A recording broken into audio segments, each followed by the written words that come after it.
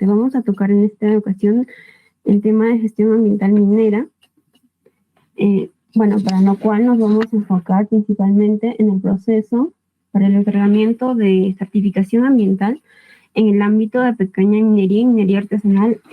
Es en lo cual adquirí un poco de experiencia en este año. Vamos a contextualizar. A ver, ¿puedes pasar a la siguiente, por favor? Ya, entonces. Para empezar, en la actualidad, en nuestro país, muchos proyectos de inversión de los diferentes sectores económicos deben obtener una certificación ambiental antes del inicio de actividades.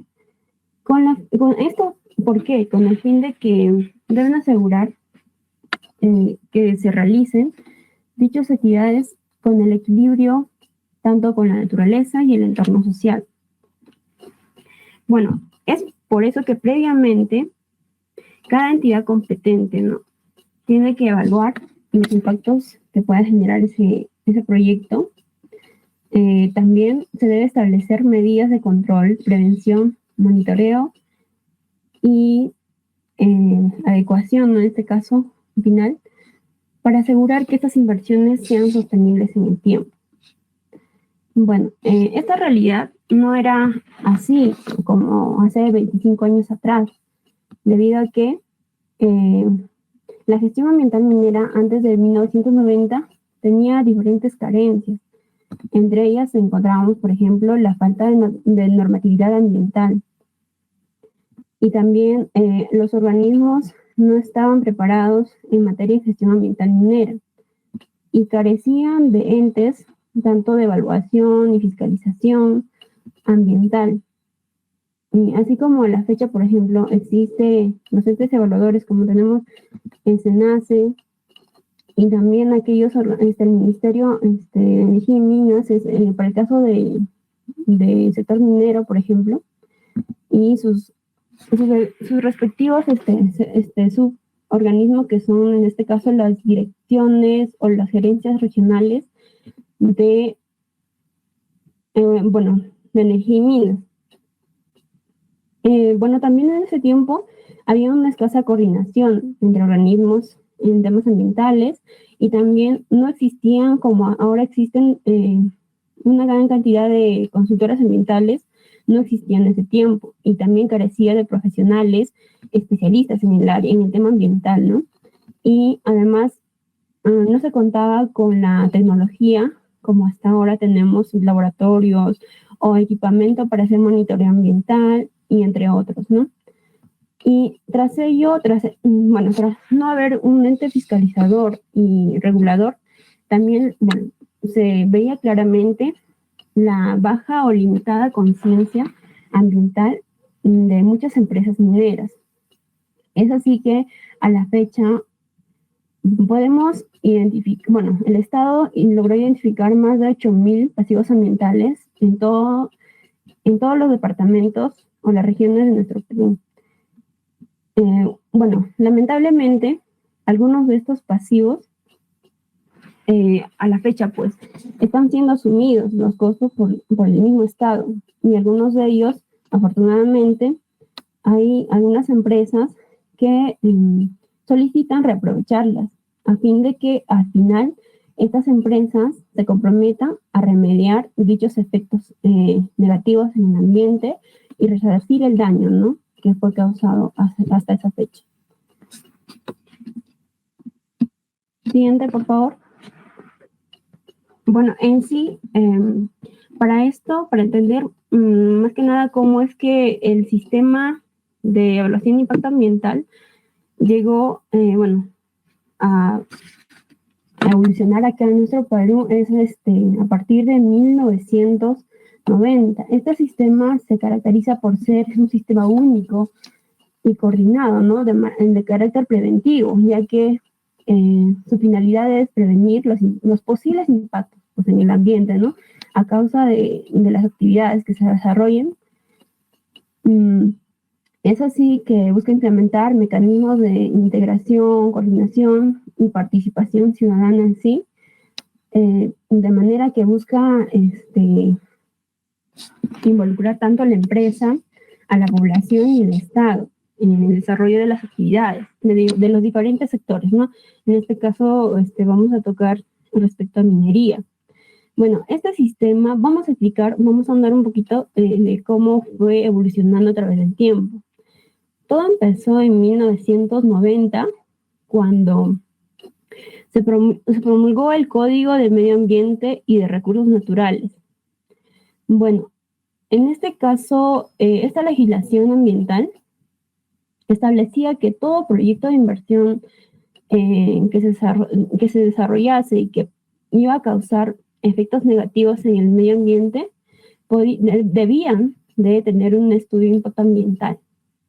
Es por ello que, bueno, en tal sentido, también esta legislación introdujo un conjunto de derechos, políticas y también mecanismos o instrumentos de gestión que a la fecha no fueron una base para empezar el sistema de gestión, de evaluación de impacto ambiental en el Perú.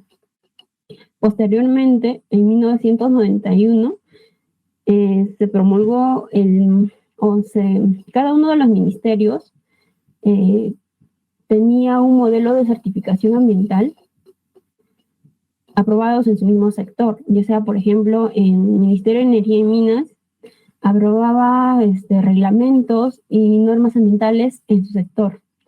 De igual forma sucedía en el Ministerio de Producción, Ministerio de Vivienda y así. O sea, era muy disperso, cada uno tenía su propia metodología de evaluación y aprobación de impactos ambientales, de estudios de impacto ambiental, en ese caso, ¿no? Entonces, cada uno tenía un fin de regular los procedimientos y criterios técnicos en el ámbito de la evaluación de impacto ambiental. Bueno, posteriormente, en el 2001 ya pues se promulgó, en este caso ya una ley de la creación del CEIA, que es la 27446, ley del CEIA. Entonces, esta ley se promulgó con la finalidad, o se creó con la finalidad de que se tenían que articular los procedimientos del proceso de evaluación de impacto ambiental. Como ya íbamos viendo, que hasta 1991 cada sector económico, cada ministerio tenía una forma de evaluar por su cuenta. Entonces, este sistema ya era único, o sea, es como una guía en la cual todos los ministerios deberían basarse. Entonces, en este caso, este sistema era único, también coordinado, ¿no?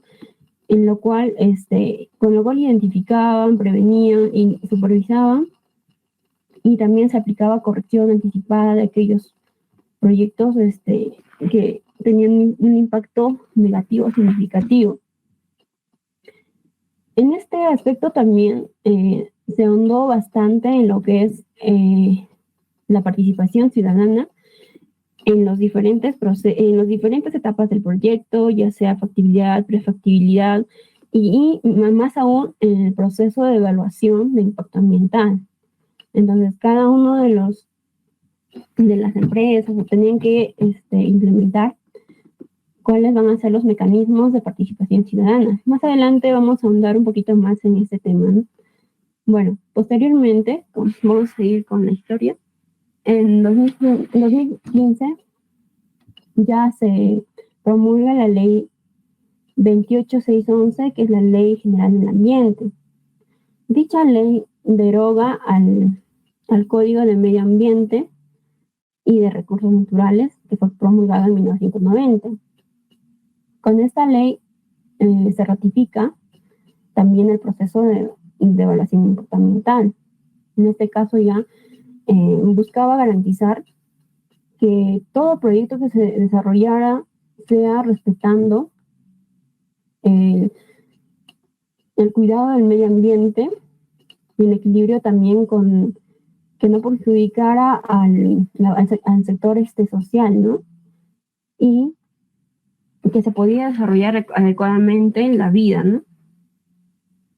En este caso también buscaba regular que los instrumentos de gestión tenían que contribuir al adecuado desarrollo de la actividad en el país, ¿no? En este caso minera. Y también uno de los más significativos, se podría decir, que en busca de pretender velar por la seguridad social, ambiental del entorno del proyecto, también establecía, ¿no?, que cada uno de las empresas, en este caso, asumieran sus responsabilidades tras el daño ambiental que podrían ocasionar. Y mediante qué se determinaba esto, que si está causando impactos negativos o no en el ambiente, ya pues para ese entonces se consideraba aplicar el estándar de calidad ambiental.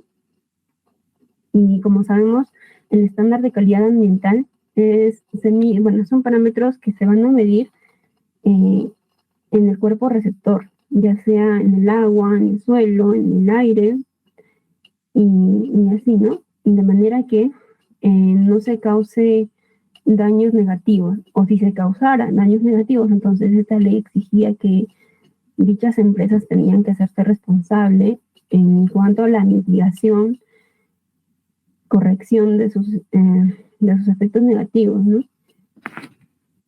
Ahora, para el 2008 ya, para ese entonces todavía no había un ente rector o un ente máximo que se hacía cargo o dirigiera el sistema de evaluación de impacto ambiental.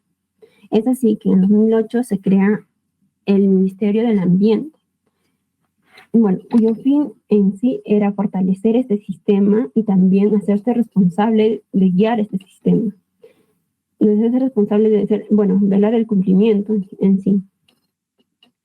Bueno, en este caso también, un año después de que ella asumió su responsabilidad de velar por el CIA, el Ministerio del Ambiente promulga lo que es el reglamento de esta ley, que es el Decreto Supremo 019-2009, de ese año, 2009, pues, ¿no?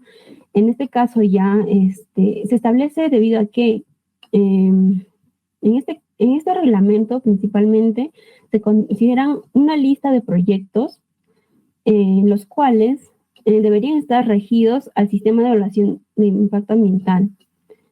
Bueno, en este listado también se consideraban los diferentes sectores económicos, tanto construcción, vivienda, minería, hidrocarburos y así un sinfín de proyectos, los cuales tenían establecidos también quiénes van a ser los entes competentes para su evaluación. En este caso, en lo que respecta a minería, por ejemplo, hasta ese año, para proyectos de gran envergadura se hacía cargo el mismo ministerio, ¿no? Y para lo que Ministerio de Energía y Minas, pero en el caso de aquellos proyectos de menor envergadura que son regionales o locales, se hacía cargo la dirección o las gerencias regionales de cada departamento, ¿no?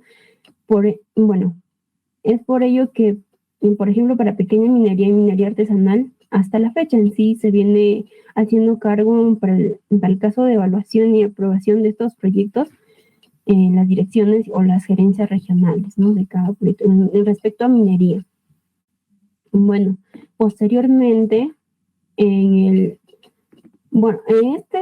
estamos obviando también que en este reglamento se establecían criterios de evaluación que más adelante vamos a detallar y sobre todo también los tiempos en los cuales deberían evaluarse, absorber las observaciones y así. En resumen es eso. Posteriormente, ¿no?, en el 2012 ya se crea el SENACE, que es el Servicio Nacional de Certificación Ambiental para las Inversiones Sostenibles.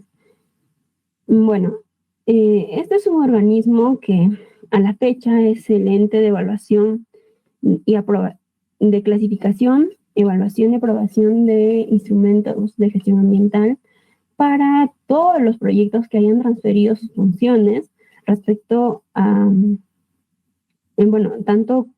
pero sin embargo que estos proyectos se consideraran en la categoría 3 o categoría de proyectos que tengan impactos en el ambiente que sean significativos, ¿no? Bueno, siguiente, por favor. Siguiente, hola.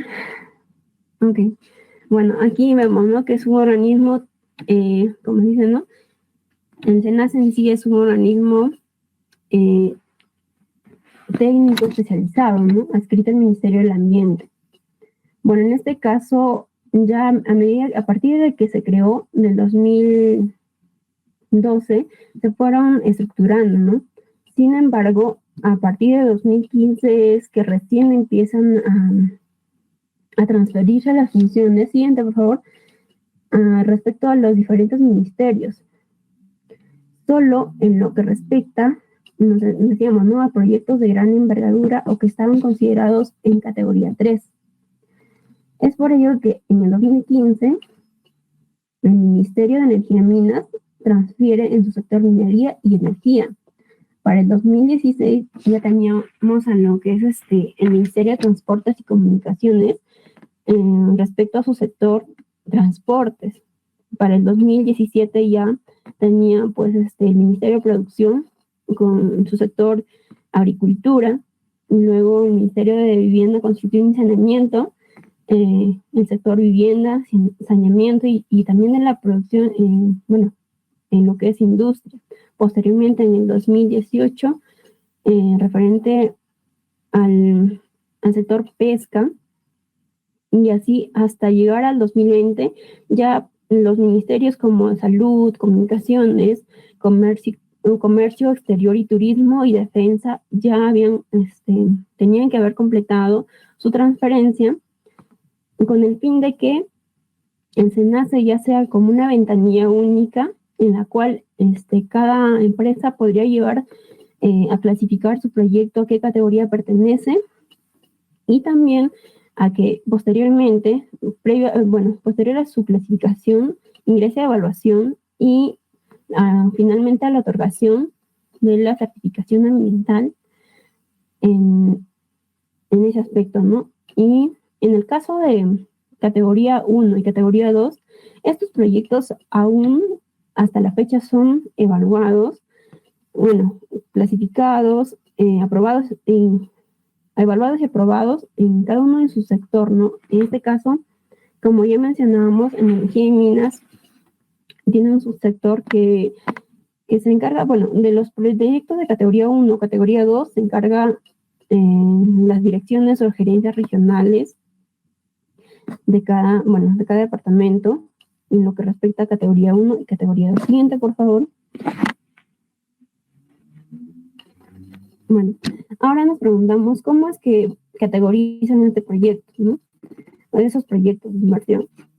Entonces, en nuestro Perú hay 3 categorías de proyectos. Bueno, estos proyectos se categorizan principalmente por el impacto negativo en el ambiente. Es así que si, por ejemplo, dicho proyecto llega después de su identificación y evaluación de los impactos, determinan que es de categoría leve. De nivel de impacto leve, entonces correspondería a una categoría 1, por lo cual el titular del proyecto debe presentar la declaración de impacto ambiental para su respectiva evaluación y la obtención de su certificación ambiental, si es que lo hace de manera adecuada. Ahora, en caso de que el impacto negativo al ambiente sea moderado, correspondería a una categoría 2, por lo cual deben presentar el estudio de impacto ambiental semi-detallado. Con respecto a niveles de impacto significativos o de gran envergadura, corresponde principalmente a categoría 3, por lo cual se tendría que presentar un estudio de impacto ambiental detallado. Ahora, existen 2 modalidades para clasificar, ¿no? O clasificar si corresponde a categoría 1, categoría 2 o categoría 3. En este caso tenemos lo que es la clasificación anticipada y la evaluación preliminar. La clasificación anticipada principal, bueno, lo determina en realidad el Estado mediante decretos en el cual, por ejemplo, para el caso de minería ya se establece, siguiente por favor, ya establecen mediante características principales de a qué categoría va a presentar, de los ya sea característica de la extensión, de la producción diaria o de la cantidad de componentes que va a tener. Entonces, es así que, por ejemplo, para el caso de minería, tenemos clasificación anticipada para los proyectos de exploración minera. Ya decíamos que, como es la vía ordinaria en este caso, son proyectos que aún no se han ejecutado, por lo tanto, entonces, los procesos para llegar a operación en un proyecto minero, entonces primero se tiene que hacer la exploración. Es por eso que el Decreto Supremo 042-2017M establece que, por ejemplo, ¿cuándo determinamos que es categoría 1? Si esos proyectos tengan, por ejemplo, hasta 40 plataformas de exploración o su área efectiva al disturbar llegaría a los 10 hectáreas. Entre ellas también pueden considerar componentes como conjunto de plataformas, trincheras, instalaciones tanto auxiliares como vías de acceso también, ¿no? En este caso también se puede considerar si, por ejemplo, va a tener túneles de hasta 100 metros de longitud o si este proyecto se va a implementar sobre un área de ecosistema frágil. Entonces, o cuerpos de agua cercanos o que en tiempos de lluvia se almacene agua también sobre esos lugares, ¿no? Entonces, de esta forma se estaría en la categoría 2, perdón, categoría 1.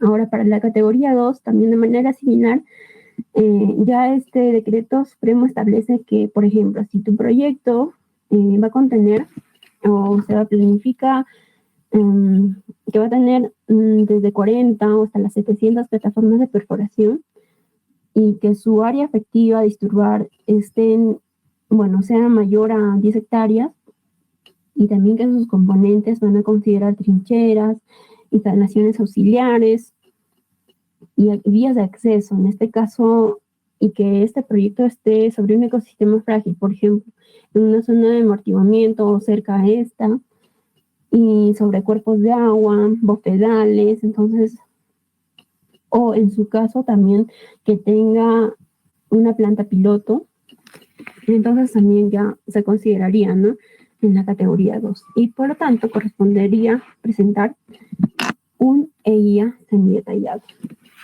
Siguiente, por favor. Bueno, ahora, si no tiene una clasificación anticipada, o si no se encuentra en el reglamento, ¿no?, entonces también hay otra forma de identificar si es un día o si va a ser una ISD o un EIA detallado. En este caso también se considera los estratos. Bueno, en el Perú se clasifican en 4 estratos, los cuales van a estar en gran minería, mediana minería, pequeña minería y minería artesanal. Estos se diferencian en sí debido a en la extensión de la concesión y también de la capacidad productiva. Bueno, si se considera minería artesanal, iría desde los 100 hectáreas con una producción diaria de hasta 25 toneladas por día en caso de metálico y hasta 100 toneladas por día en caso de no metálico. Ahora, para el caso de pequeña minería, tendría una extensión de hasta 2.000 hectáreas con una producción diaria de 350 toneladas en caso de metálico y hasta 1.200 toneladas en caso de no metálico. Para el caso de mediana minería, abarcaría hasta 2.000 hectáreas y su productividad llegaría hasta los 5.000 toneladas por día. Para el caso de gran minería, también sería de más de 2.000 hectáreas con una productividad de 5.000 toneladas por día. Siguiente, por favor. Y es así que, por ejemplo, Por lo general, hay muchos proyectos, en caso de que son de gran minería, ya directamente están categorizados en lo que es en la categoría 3, ya que son proyectos de gran envergadura. Los que están en mediana minería también usualmente, salvo que una previa evaluación preliminar pueden ser determinados, ¿no? En caso de si solo van a añadir un componente tal vez, entonces puede aplicar que van a presentar un día, si en caso ya estos proyectos existen. Bueno, en el caso de la otra parte, ¿no? Que cómo se clasifican, también veíamos que había una evaluación preliminar. ¿Cuándo aplica esta evaluación preliminar? Cuando no se tiene un reglamento en el cual comparar y que no, mi proyecto está en tales características, por lo tanto, debo realizar una ISD o simplemente un día. Entonces, si no encuentro o tengo dudas al respecto, entonces solicito a la entidad competente de evaluación en la clasificación de mi proyecto. Entonces, es por ello que en las direcciones regionales de energía, minas e hidrocarburos o gerencias regionales de energía y minas de cada región tienen esta competencia, ¿no? En caso de evaluar, aprobar y fiscalizar también los proyectos o los instrumentos de gestión ambiental en referente a pequeña minería y minería artesanal. Mientras que los que corresponden a mediana minería y gran minería, el ente evaluador y el que aprueba los instrumentos de gestión ambiental es el SENACE a la fecha, ¿no? Y en el caso de que de la fiscalización, se encarga el organismo de evaluación y fiscalización ambiental, más conocido como OEFA. Bueno, en este aspecto me voy a enfocar más que nada en las direcciones regionales. Existen dos vías de certificación ambiental, que se denomina generalmente por la vía ordinaria y la vía extraordinaria. En la vía ordinaria encontramos aquellos proyectos, como se dice, nuevos, que aún no hayan realizado ninguna actividad en el área asignada, ¿no? Que más adelante pueden ejecutar. Entonces, ellos, para iniciar esta actividad, uno de los requisitos es la certificación ambiental. Y entonces, si en caso determinan que van a hacer por la vía ordinaria, por ejemplo, y que tras verificar en campo se les encuentra haciendo actividad, entonces se le cancela el proceso de certificación ambiental y ya no tienen, o sea, como pierden el derecho a realizar una posterior evaluación o certificación ambiental. Ahora, para el caso de proyectos que están ya desarrollando las actividades, entonces ellos tienen que ir por la vía extraordinaria. En este caso, ya se llama el proceso de formalización, en el cual deben adaptarse, regular aquellos impactos negativos que hayan causado y regular y plantear medidas de mitigación y compensación ambiental, ¿no? Para seguir desarrollando su proyecto. En todo caso, se les considera minería ilegal, ¿no? Entonces, en este aspecto voy a ahondar más en lo que respecta a la vía ordinaria. Siguiente, por favor. Ya. Ok. Bueno, en resumen, este diagrama nos muestra el proceso de certificación ambiental. Bueno, el proceso de certificación ambiental tiene 3 pasos muy importantes, o 3 etapas. Bueno, que es la clasificación del instrumento de gestión ambiental desde el documento ambiental. Luego pasamos a lo que es la evaluación del instrumento de gestión ambiental en sí. Y posteriormente es la certificación ambiental, en la cual ya se otorga una resolución de certificación ambiental.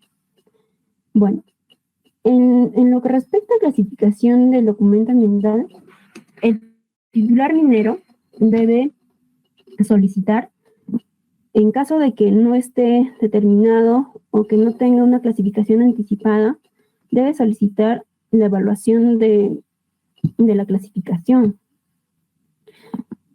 En este caso, esa solicitud de clasificación va a ir adjuntado lo que es un documento denominado evaluación preliminar.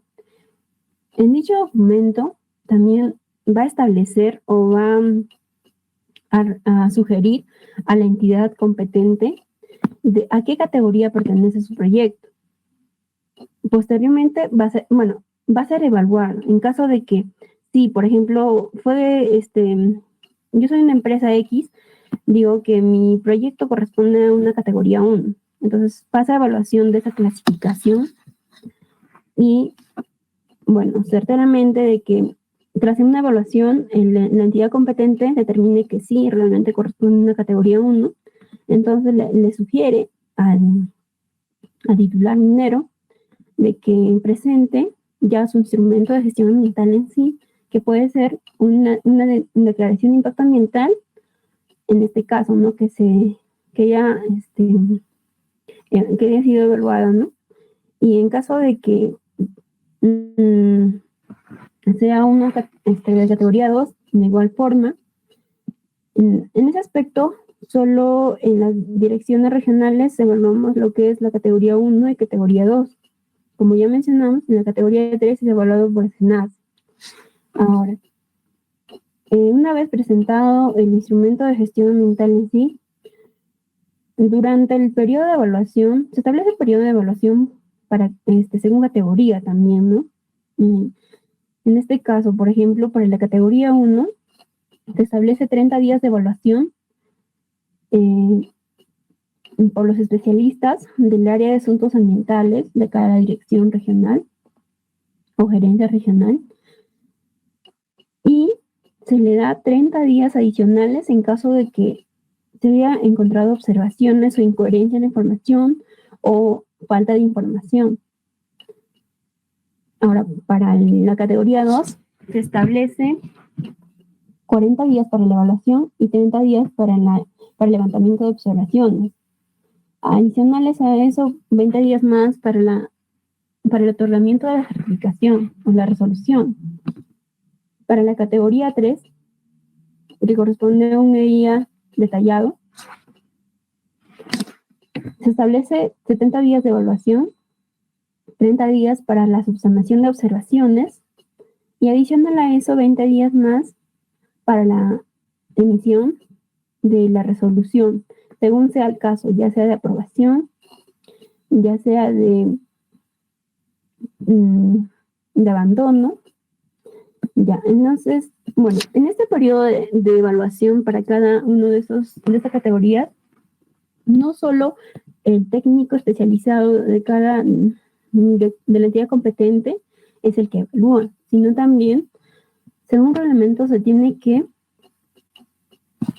pedir la opinión técnica tanto de LANA, CERNAM, CERFOR, con el fin de que, supongamos que en caso de que voy a pedir la opinión técnica al CERNAM, en caso de que, por ejemplo, tomo las coordenadas que están establecidas en el instrumento de gestión ambiental y resulta que está dentro de una zona de amortiguamiento.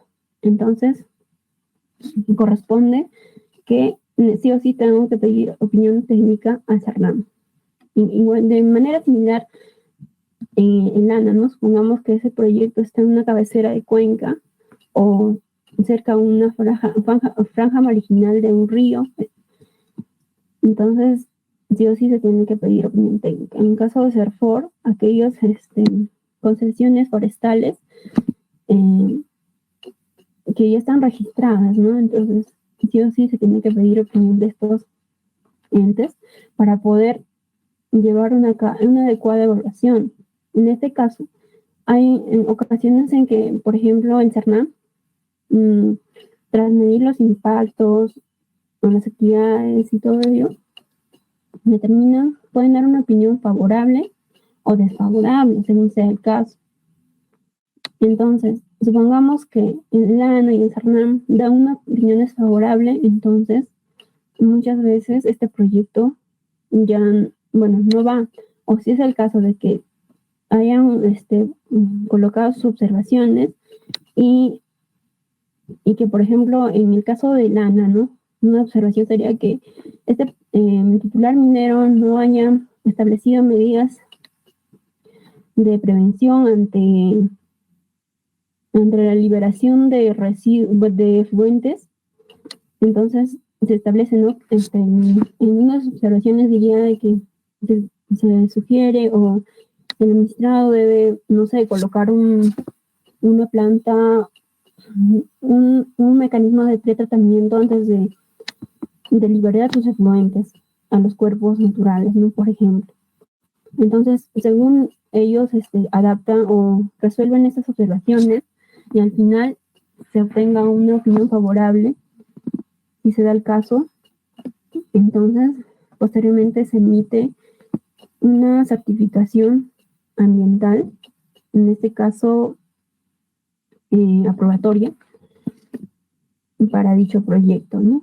En los 20 días establecidos para esto. En general, la categoría 1 se evalúa en un periodo de 60 días, en la categoría 2 en 90 días calendarios y en la categoría 3 en 120 días.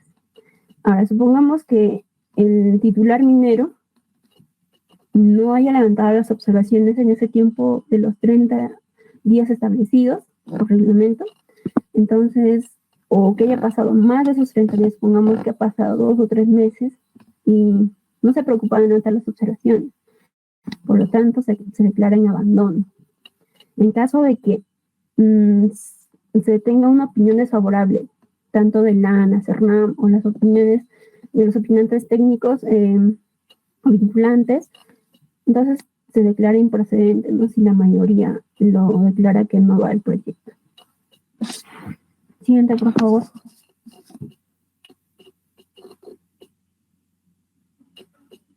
Okay. Ahora, vamos a hablar un poquito acerca de la primera etapa, ¿no? Como decíamos, el titular minero, en caso de que no tenga una clasificación anticipada, sí o sí debe hacer este proceso, el cual va a consistir en la solicitud de clasificación ambiental del proyecto, más conocido como la evaluación preliminar. Bueno, el proceso a seguir para clasificar a mi proyecto va a ser lo siguiente.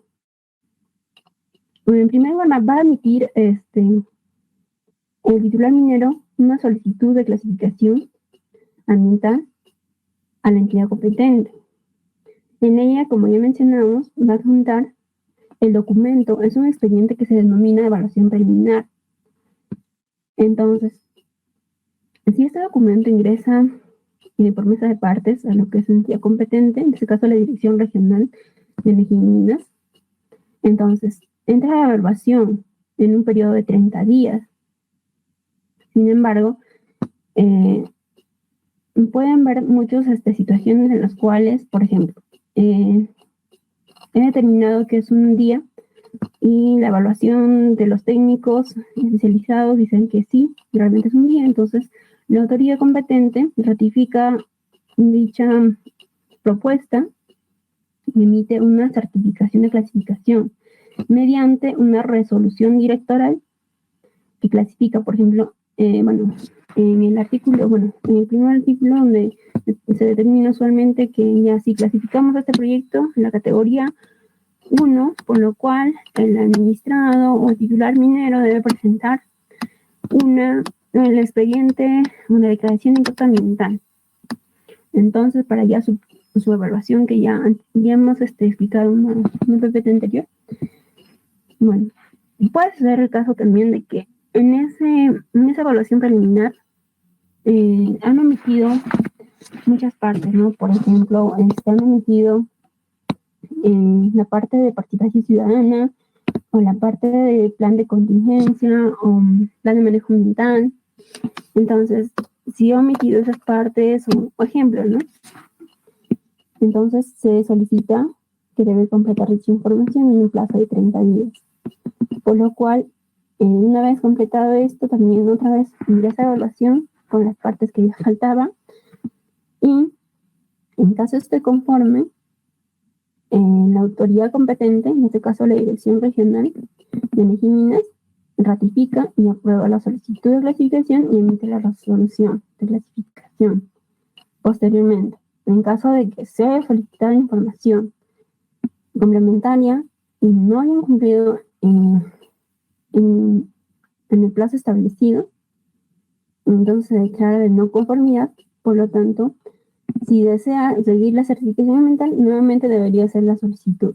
Entonces, el cual no le convendría al titular minero, ya que alargaría el plazo, ¿no? Entonces, y también su proceso de certificación demoraría. Una vez que ya tengas esta certificación, bueno, esta clasificación, entonces ya debes presentar el expediente en sí, ya sea una declaración de impacto ambiental, para su posterior evaluación y en sí, en la cual van a opinar, como ya mencionábamos, el AN, el CERNAM y todos ellos.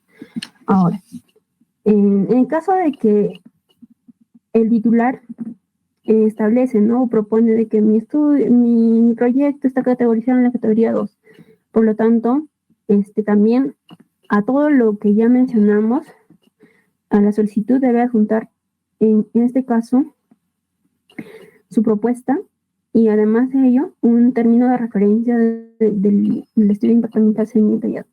El término de referencia principalmente es como un índice de cómo va a estar estructurado su estudio de impacto ambiental semi-detallado en este caso. Siguiente, por favor.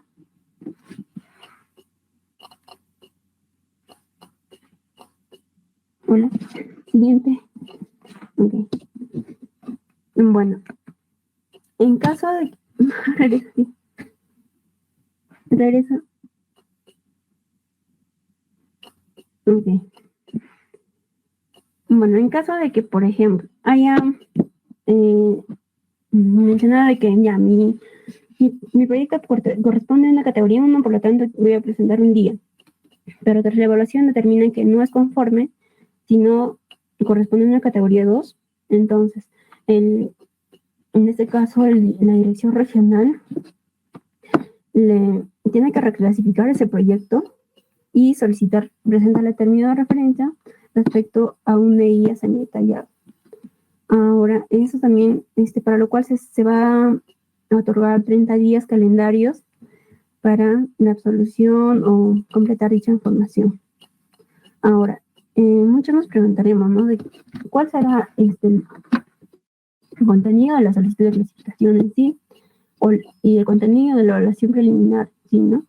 Entonces, el contenido mínimo para las solicitudes, la evaluación preliminar, que es un documento, y también una propuesta de clasificación, en la cual va a establecer las categorías, la categoría en la cual va a estar determinado este proyecto, y en caso de que sea una ISD, un término de referencia, ¿no? Ahora, siguiente, por favor.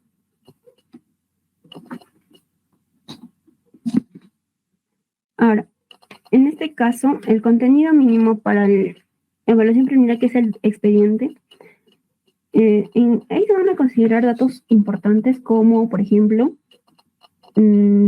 datos general del titular minero y la consultora, quién lo está realizando, o los profesionales. Bueno, cabe recalcar que en este aspecto de los profesionales que van a elaborar estos instrumentos de gestión ambiental, tienen que ser multidisciplinarios. Y no solo un ingeniero ambiental puede hacer esos instrumentos de gestión ambiental. No, ¿por qué?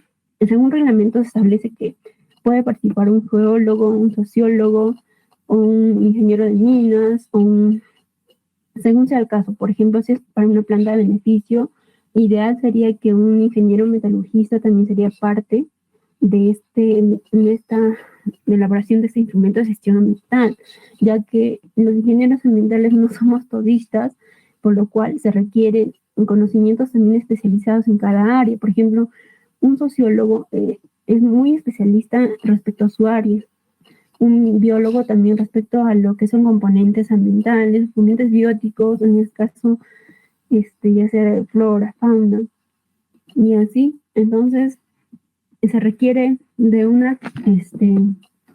de profesionales multidisciplinarios, ¿no? Para hacer una adecuada evaluación de impacto ambiental o el armado de este expediente, sí. Es por eso que es bueno resaltar eso. Ahora, esta evaluación preliminar también debe tener la descripción del proyecto, sus componentes. También debe tener una línea base. ¿Qué es la línea base? Es la descripción tanto de los componentes físicos, biológicos, sociales y culturales y también económicos, ¿no? Es donde aquí mayormente van a actuar estos profesionales multidisciplinarios. Ahora, en lo que respecta también, van a plantear lo que es un plan de participación ciudadana. Más adelante vamos a profundizar más en lo que es la estructura de ley ISD, DIA y ley IS detallado, ¿no? Ahora, también debe tener la descripción de los posibles impactos en el ambiente, tanto positivos y negativos. Ahora, también debe tener la descripción de las medidas de prevención, mitigación, control y el plan de monitoreo, ¿no? En este caso, puede ser monitoreo de calidad de agua, aire, suelo, ruido. Y en caso también debe tener un plan de cierre y el cronograma de ejecución de cada una de las actividades y su respectivo presupuesto asignado para cada actividad, ¿no? Bueno, siguiente.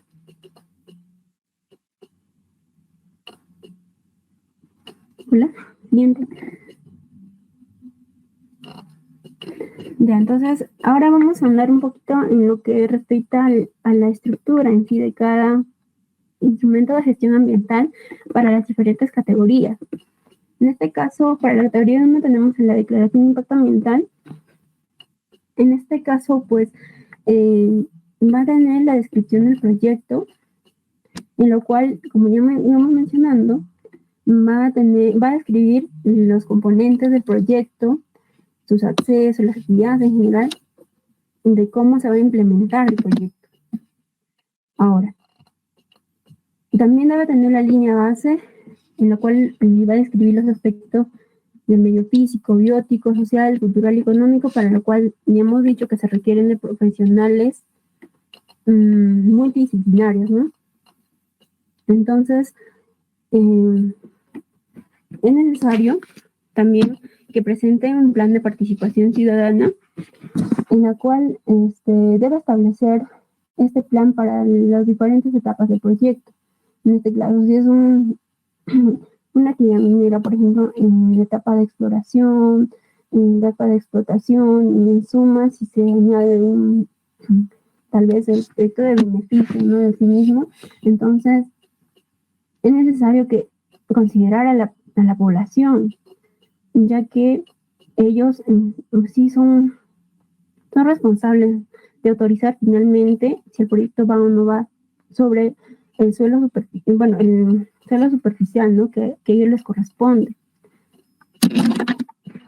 dar la autorización. En este caso, van a considerar o van a establecer mecanismos por los cuales van a llegar a la población con el fin de que ellos lleguen a conocer de qué trata el proyecto, qué beneficios va a tener sobre nuestro entorno ambiental y social, de qué manera nos va a beneficiar, ya sea tal vez con trabajo o tal vez nos van a dar oportunidades de hacer negocio, así. Entonces, en ese aspecto, el titular debe plantear estrategias de cómo llegar a la población y posteriormente también durante la evaluación en este caso de los instrumentos de gestión ambiental, la entidad competente, en este caso las direcciones regionales, tienen la obligación de también realizar participación ciudadana. En este caso, mediante que usualmente nosotros realizamos participación ciudadana, es realizando talleres participativos para el caso de la declaración de impacto ambiental, con el fin de que toda la población sepa de qué se trata el proyecto y que nosotros hayamos aprobado solo por nuestros criterios, ¿no?, sino también ellos tienen la posibilidad, en caso de que por ejemplo, nosotros habíamos obviado alguna observación que se tendría que hacer al proyecto, entonces ellos tienen la autoridad o, bueno, el derecho en sí a solicitar, en este caso puede ser el día que está en evaluación, y leerlo por su cuenta y añadir observaciones a las que nosotros hacemos. Entonces están en todo el libre derecho, ¿no?, de hacer eso. Ahora, también es importante considerar la descripción de posibles impactos. En este caso, usualmente lo realizan ya los ingenieros ambientales. Una vez en el gabinete juntado toda la información en campo, se determinan a criterio, ¿no? Bueno, existen metodologías en sí que también te ayudan a determinar mediante rangos a qué tipo de, o qué nivel de impacto, bueno, se determina, ¿no?, para tal actividad, por ejemplo. Y en este caso, utilizamos algunas veces matrices de impacto ambiental, como es el caso de matriz de Conesa o matriz de Leopold, que es la más común, para determinar el nivel de impacto, ¿no? Entonces, esta matriz de impacto va a funcionar principalmente, o se evalúa respecto a las características de reversibilidad, de extensión, ¿qué más? A ver, y así sucesivamente hay pequeños parámetros que te ayudan a determinar, que ya están valorizadas mediante una fórmula. Al final, te dan un rango, ¿no? Por ejemplo, si te sale un nivel de impacto al final 13, es leve. O si te sale un nivel de impacto 15, ya es moderado. Y si te sale mayor a 20, ya es un nivel de impacto alto, ¿no? Entonces, de esa forma te ayuda a determinar qué categoría también puede ser, ¿no? A través de eso también. Ahora, también, bueno, una vez que identificas aquellos posibles impactos negativos en el ambiente, algunas veces también hay impactos positivos, por ejemplo, como a la sociedad, que le va a otorgar trabajo en sí, o también hay unos proyectos que en sí van a mejorar, en casos mineros no tanto, pero puede ser en caso de, por ejemplo, hay proyectos de reforestación, o en plan de cierre, por ejemplo, se implementan usualmente que va a haber reforestación, que va a haber vegetación, entonces eso en sí va a ser un impacto positivo, ¿no? Ahora, en caso de medidas de prevención, mitigación y corrección de los impactos ambientales, para lo cual, como íbamos mencionando, se van a plantear monitoreos. Estos monitoreos se van a establecer, usualmente se establecen lo que es calidad de agua, calidad de suelo, calidad de aire y ruido, ¿no?, que puede afectar al entorno, ya sea la fauna o la misma población, ¿no?, que le daña el proyecto. Es por eso que, ¿con qué finalidad se hacen estos monitoreos? En caso de que, por ejemplo, usualmente el periodo de monitoreo se establecen para lo que son proyectos grandes, trimestrales, y medianos puede ser semestrales, o en su caso de que aquellos proyectos que no son, que no tengan un mayor impacto, pueden ser anuales. Y de esta forma se determina que si evalúas en el tiempo, ¿no? Por ejemplo, una vez que realizan su monitoreo, se compara con un reglamento, con una norma en este caso, estándar de calidad ambiental para cualquier sector, pero también hay otro en el cual se compara con los límites máximos permisibles que se van a aplicar netamente en la fuente que lo produce, ya sea la chimenea, o en este caso la tubería en la cual se libera afluentes, o bueno, principalmente en esos dos puntos, ¿no? Ya, entonces, los planes de prevención también se van a controlar en unos casos también se implementa un plan de monitoreo biológico, en los cuales se va a comparar a lo que al inicio del proyecto, ¿no?, se encontraba, por ejemplo, había ciertos animales o cierta fauna silvestre que en el paso de que ya se estaban haciendo la actividad durante 5 años y se determina que no está, entonces ante eso, ¿qué van a hacer? O sea, tienen que implementar un plan de mitigación o compensación, ya sea según sea el caso. Ahora, en el día también deben implementar plan de seguimiento y control, que ya llevamos estableciendo de que el control se va a realizar en caso de que hayan cambios significativos, ¿no? Ahora, en el plan de cierre y abandono, en el caso de plan de seguimiento y control, también se van a establecer, por ejemplo, ante un derrame de petróleo, ¿qué se va a hacer? Entonces se deben implementar medidas de contingencia y establecer también zonas de evacuación en caso de que ocurriera, por ejemplo, desastres naturales. Entonces todo eso se va a establecer ahí, en los planes de prevención, mitigación, control y en plan de seguimiento y control también, ¿no? Se considerando todos los posibles efectos negativos que pueda ocurrir. Ahora, en el plan de cierre y abandono, en el caso del día, va adjuntado en el mismo expediente. En el caso del ella semi-detallado y el ella detallado, estos planes de cierre ya se presentan de manera separada porque ya son mucho más amplios. Ahora, en el caso de cierre y abandono, ¿qué consideran? ¿O por qué se tiene que realizar este plan? Con la finalidad de que el área del proyecto se deje tal o similar a lo que se encontró. Es el fin. Es por ello que en la entidad o el titular minero, en este caso, debe plantear, ¿no?, medidas como, como por ejemplo, mira, ya al término del periodo de ejecución o de vida útil del proyecto, asumimos que si fue una actividad minera a cielo abierto, por ejemplo, haya dejado residuos como una desmontera, unas maquinarias en descomposición o galerías abiertas, en este caso, ¿no? Entonces, vamos a tomar, por ejemplo, la desmontera. En este caso, qué medidas tomaría para dejar de manera adecuada una desmontera? Usualmente, ¿no? Primero lo que se hace es establecer medidas de estabilización, tanto física, en el caso de estabilización de talud, química. En este caso vamos a controlar la escorrentía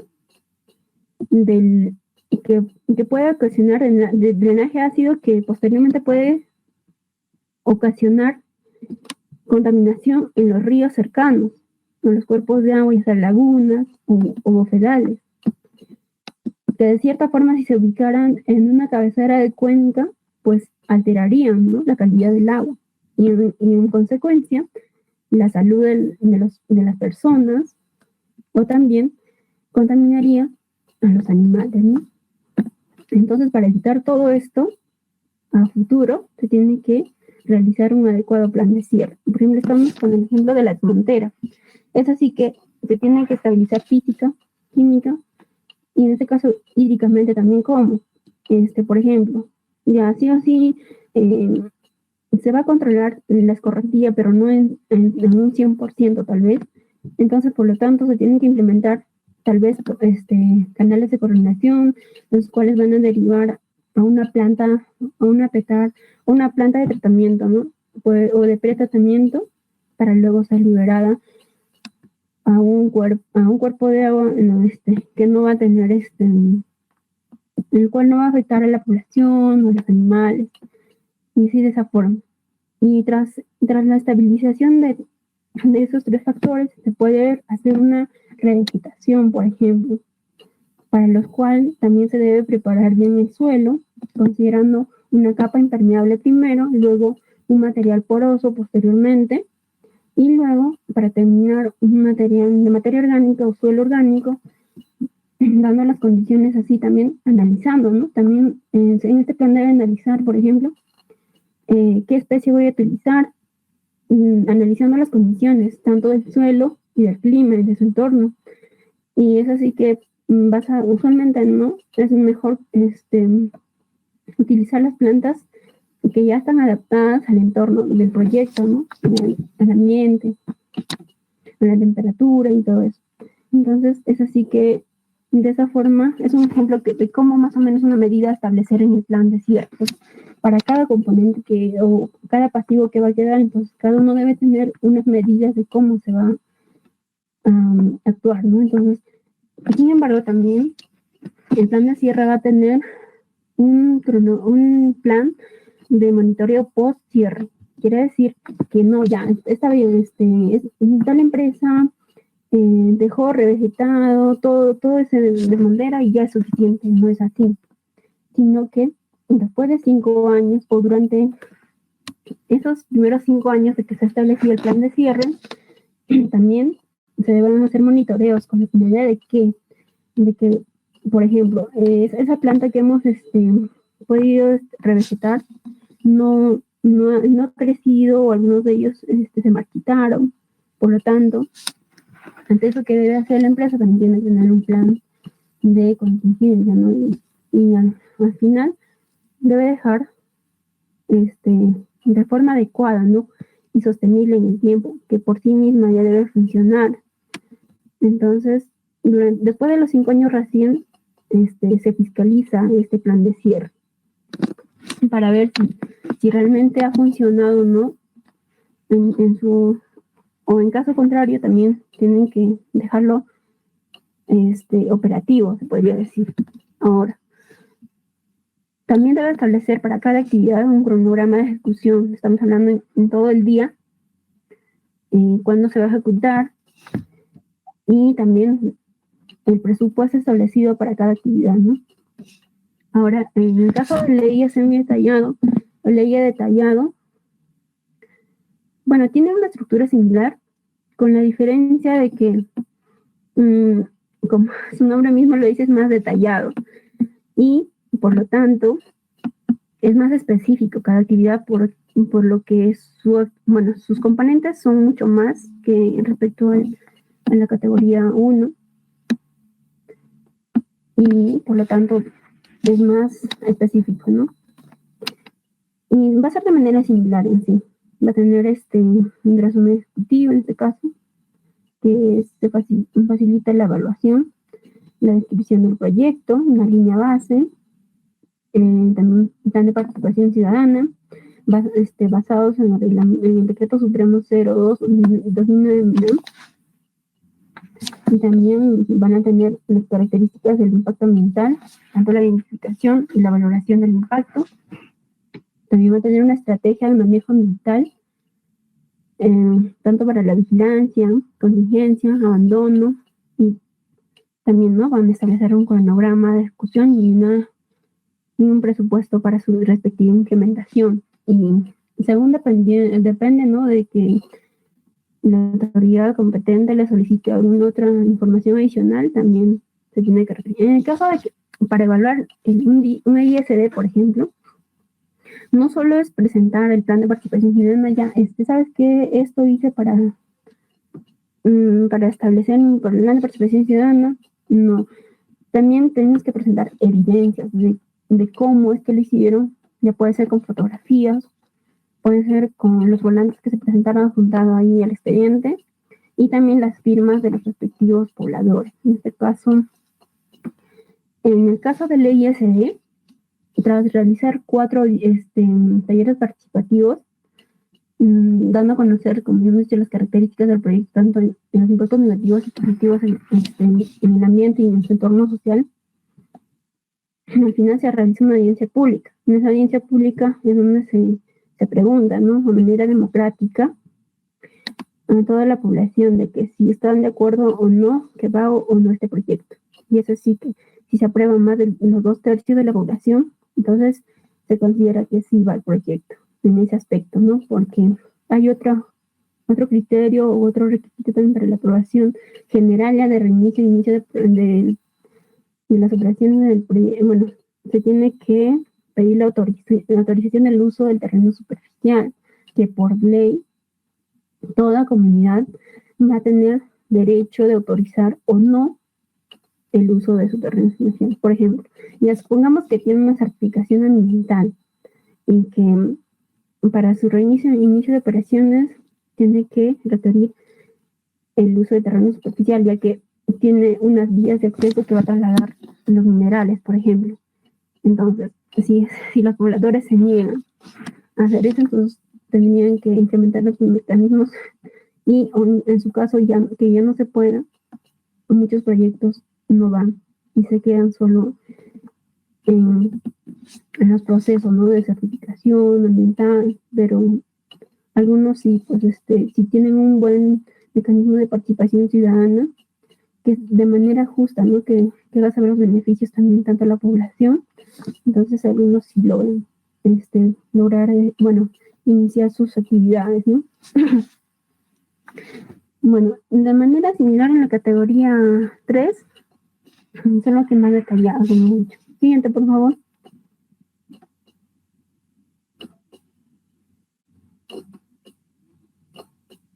Ahora, los requisitos de admisibilidad para el caso de los instrumentos de gestión ambiental de GEDIA o ISD son los requisitos de cómo deben ingresar a la entidad a evaluarse, ¿no? Entonces, ingresa mediante una solicitud de evaluación que ingresa por mesa de partes en este caso, pero sin embargo también deben pagar un derecho por tramitación.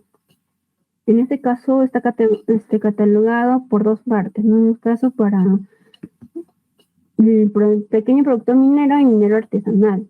En este caso, para el pequeño productor minero equivale a 40% de la UIT, y en el caso del minero artesanal, en un 20% de la UIT. En este caso también deben adjuntar 2 ejemplares impresos para su respectiva evaluación, ¿no?, digitalizada, y otra para, en caso de que, por ejemplo, decíamos de la participación ciudadana de nuestra parte como entidad, solicita, por ejemplo, un poblador, ¿no?, de esa área del proyecto. ¿Sabes qué? Necesito leer dicha información. Entonces, también adicionalmente, por eso se tienen que traer 2, uno para la evaluación y otro que esté dispuesto a que le saquen copia para su respectiva evaluación de ellos mismos, ¿no? Entonces,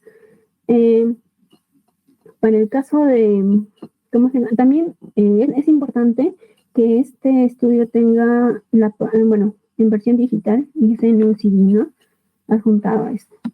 Ahora, en caso eso era para una ISD, perdón. Ahora, para el día,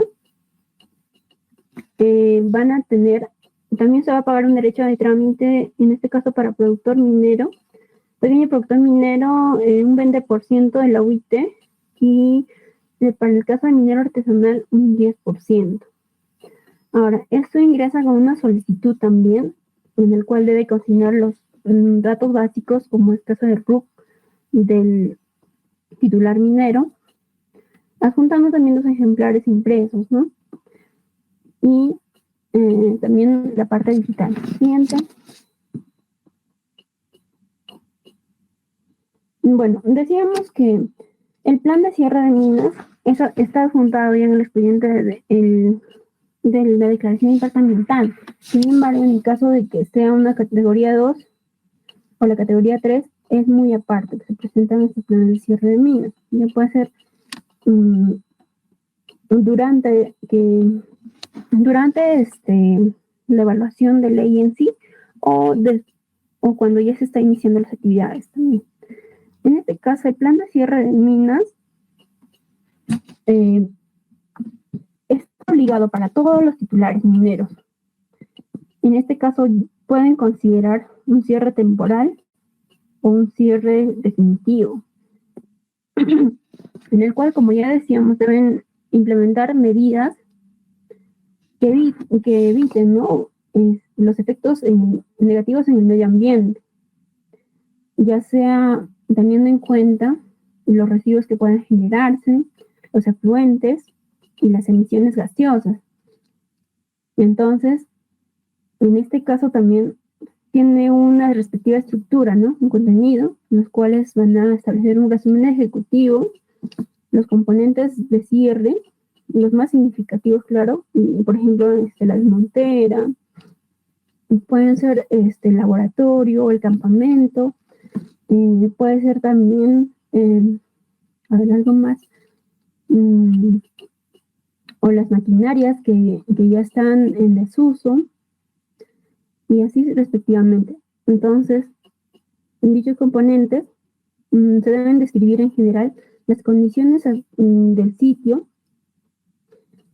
y también se debe elaborar un plan. Bueno, en el plan de cierre se deben considerar tanto actividades de cierre temporal, cierre progresivo, cierre final. En caso de que sea un cierre temporal, ¿cuándo aplica? Por ejemplo, en caso de que, por ejemplo, ocurriera un terremoto, ante eso, sí o sí se tiene que hacer un cierre temporal en caso de que se haya afectado parte del proceso, ¿no? En sí, en caso de que sea una planta de beneficio, por ejemplo. Ahora, o también en caso de que usualmente algunos titulares mineros mencionan de que se va a hacer cierre temporal si los minerales que están exportando decae su valor en el mercado, ¿no? Entonces, por lo tanto, van a cerrar por un periodo ya sea de un mes, dependiendo. Ahora, en cierre progresivo, principalmente se basa en lo que respecta a, como tomamos de ejemplo, una desmontera, ¿no? Entonces, ¿se puede hacer cierre progresivo en ese componente? Sí. ¿Por qué? Supongamos que hemos determinado un área para poder disponer nuestros residuos, en este caso, ¿no? De la desmontera. Y supongamos que vas avanzando cada cierto porcentaje de área, ¿no? Que ya, si vamos en un 20% de área que ya fue cubierta, entonces estaríamos empezando a cerrar progresivamente, ¿no? Entonces, para también reducir el tiempo, ¿no? En el cierre. Entonces, ahora el cierre final ya se va a establecer cuando se termina el tiempo de vida útil del proyecto, y pues por lo tanto se tiene que aplicar, se tiene que dejar el sitio tal y como se encontraba antes, ¿no? O similar. Por lo tanto, no puedes dejar tus maquinarias que ya no sirven, o ya no puedes dejar tu campamento ahí, o así sucesivamente, ¿no? Entonces, por lo tanto, por ejemplo, en caso de que sea un campamento móvil, tal vez se pueden desmantelar y llevárselo a otro lado. O en caso de que sean los baños o el laboratorio, tener que disponer todos la infraestructura y los materiales que quedan ahí, ¿no? Entonces, ya no se puede dejar pasivos mentales, es decir, cada proyecto o cada titular debe hacerse cargo de sus pasivos, disponerlos de forma adecuada. Ahora, en el mantenimiento y monitoreo post-cierre dijimos que es muy importante con el fin de que este plan se mantenga sostenible en el tiempo, que funcione por sí mismo y que no dependa de que le estén dando mantenimiento a la larga, porque en sí va a quedar así como lo están dejando. Entonces, es necesario realizar este mantenimiento, ¿no? Monitoreo post-cierre.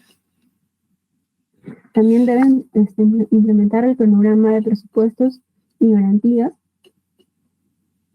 cronograma de financiamiento, el presupuesto y cronograma financiero y las garantías financieras. En caso de que, por ejemplo, no terminan de cerrar bien sus pasivos, pero en caso de que suceda eso, debo dejar un adelante para que el Estado se haga cargo y contrate una empresa especializada para cierre de pasivos mineros. En este caso, a la fecha, Activos Mineros es una empresa del Estado que viene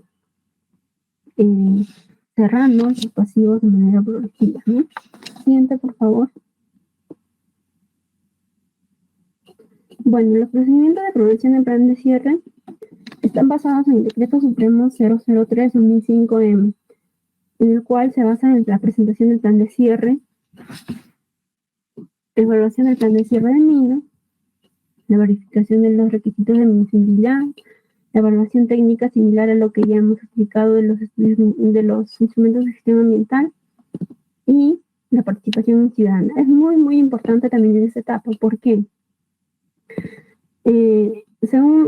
Como entidad nosotros la participación ciudadana lo establecemos de manera que, por ejemplo, dicho titular minero presentó su plan de cierre, pero también debe ser de conocimiento para toda la población y en específico para la población de su entorno, con el fin de que ellos también puedan añadir sus respectivas observaciones. Siguiente, por favor.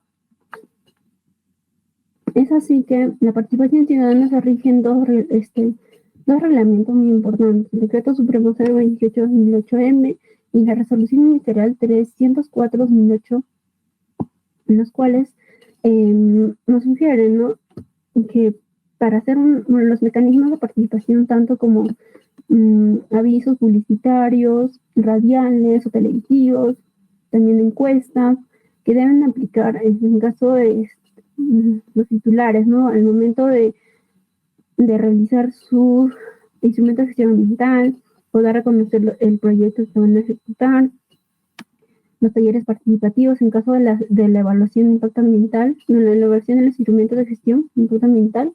También es preferibles de las audiencias públicas, como hemos dicho en el caso de ley semi-detallado. ¿Y para qué? Para que las personas también aporten sus comentarios, observaciones a la autoridad competente. En este caso, las direcciones o las gerencias regionales de energía y minas.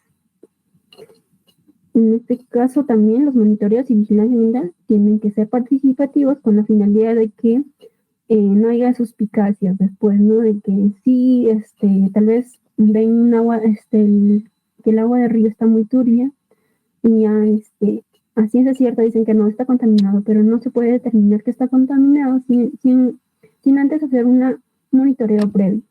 Entonces se toman las muestras, se envía al laboratorio y se determina una cierta concentración tal vez de metales pesados, ya sea plomo, arsénico, zinc, según sea el caso, y posteriormente se compara según el reglamento, en este caso estándar de calidad ambiental en cuerpo receptor, y según eso se determina que sí o que no está contaminando, ¿no? Por ello, también durante este proceso es muy importante que parte de la comunidad, un líder, esté a pie con este monitoreo, ¿no?, para evitar problemas posteriores.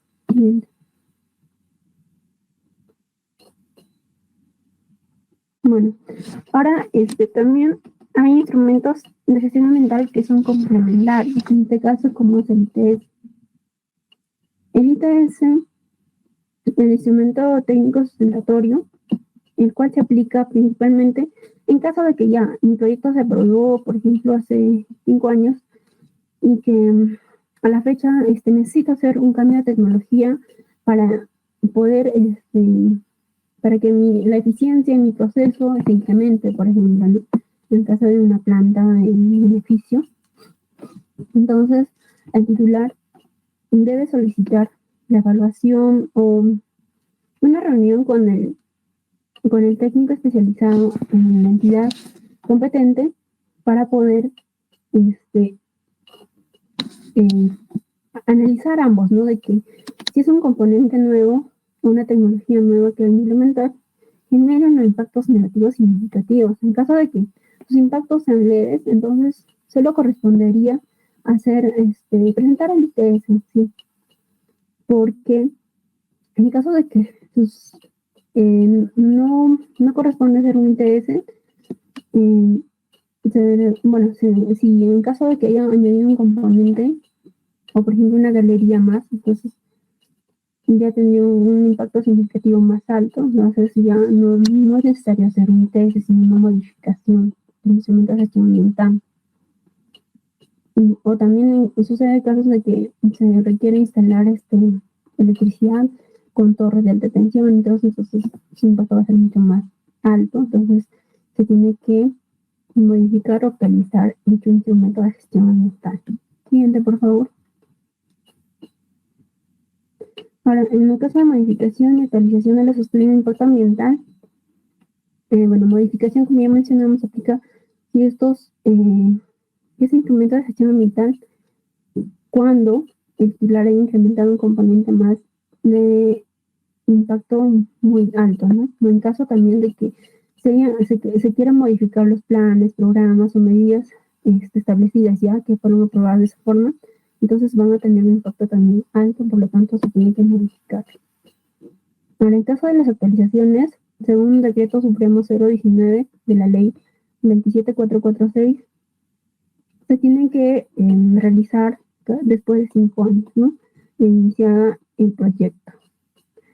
Y así sucesivamente en periodos consecutivos, debiendo, claro, precisarse en qué aspectos ha cambiado y ya sean planes, programas, según lo estipula este artículo, ¿no? Entonces, siguiente, por favor. Esto sería. Bueno, esto es el marco legal en lo cual se basa principalmente el CEDIA. Bueno, lo pueden revisar, necesita revisar en caso de que quieran profundizar más sus conocimientos referidos a este tema. Y bueno, agradecerles por la atención prestada y muchas gracias, ¿no? Cualquier consulta, bueno, vamos a establecer después de esto una ventana abierta para que puedan realizar las consultas respectivas y muchas gracias.